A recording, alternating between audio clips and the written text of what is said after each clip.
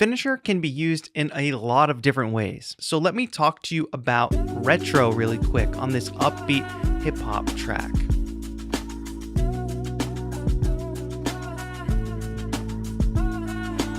I've actually got it on the vocal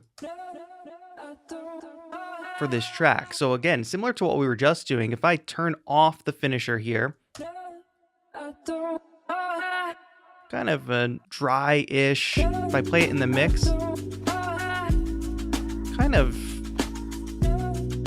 I don't know, it needs a little something. So pull up Finisher Retro, and in Retro, we have presets that are around different characters like filter, distortion, age, like the kind of effect you'll be getting. But in modes, we're categorized by time or decade, where we'll get different vintage nostalgic effects based on the technology of a specific decade. This particular preset that I have on here, let me play it for you,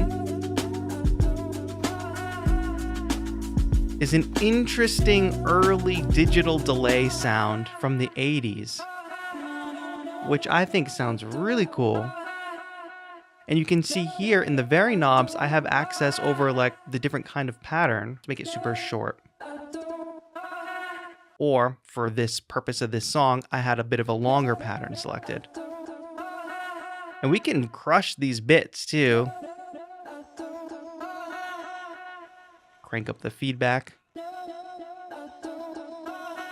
and start to get a really gritty, crunchy sound here on Retro. As you can imagine, Retro can be a lot of fun to also put on drums. So I showcased this preset in the intro, but if you just listen to this and if you look at the notes, it says an old circuit design from the pre-chorus era, but with a modern twist, stereo. So that's a little funny, and sometimes these notes can be a little quirky and funny. But if you listen to this, it's not just about an analog warmth. We're also getting really interesting pitch stuff happening here too, which I can adjust with tune spread. Do I want to push towards the high-end frequencies with color, or do I want to keep it dark? But I really like that. Let's do a little before and after. Crank that down. Just a stock drum loop. Dial this in a bit. Suddenly, it's just like a little more interesting, and that's the name of the game with Finisher. You have your tracks, they're sounding good, they're sounding okay, but if you want to take them to the next level, whether it's individual sounds or full tracks, you can do that with Finisher. Just add a little more character to your sounds, or a lot. And it's not just about like circuit emulation or cassette emulation like a lot of retro style plugins are. Let's go into the 1980s and find some of these reverb presets.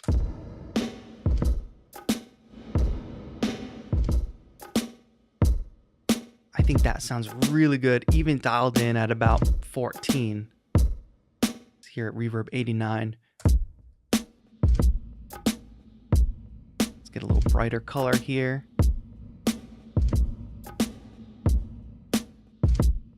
And then of course, if you do want that kind of tape sound, I'm going to click on this 4-track recorder mode. And we get that slightly compressed, kind of like overdriven sound of a tape machine. Crank up the wear. So I'd point out those different style effects, the one we started with where we're getting that cool pitch stuff happening, those reverbs, and then this 4-track recorder mode, because you can see that there's a variety of types of effects when it comes to especially vintage or retro modeling. It's not just all about degradation of the sound, it's about the technology of the time and how that shaped certain aspects, like how reverb was actually achieved in the 80s. And another thing I want to point out before we jump off retro, we've got both presets and we've got modes. The way presets are organized is by the type of effect that's happening here in retro, whether it's distortion, whether we want to age the sound a bit more, modulate it.